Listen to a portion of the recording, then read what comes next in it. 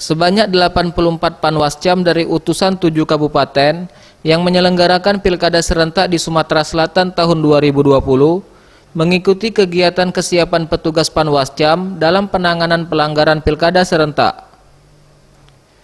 Kegiatan ini dilakukan untuk memastikan dan menunjukkan kepada masyarakat petugas panwascam di daerah yang menyelenggarakan pilkada sudah siap menerima dan memproses laporan dugaan pelanggaran. Dalam tugasnya, panwascam harus memiliki kapasitas dan kapabilitas serta mampu melayani masyarakat, peserta pemilu, dan pemantau pemilu yang menyampaikan laporan dugaan pelanggaran dengan baik.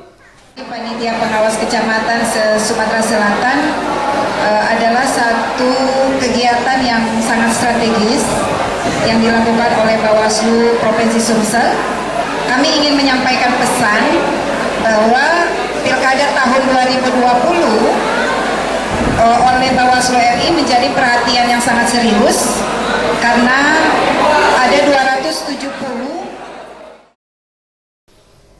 Adapun dugaan pelanggaran pilkada yang akan diproses oleh Panwascam seperti dugaan pelanggaran yang bersifat etik dan administrasi, sedangkan dugaan pelanggaran pidana akan diproses oleh Bawaslu Kabupaten melalui sentra Gakumdu. Tim Liputan Sriwijaya TV.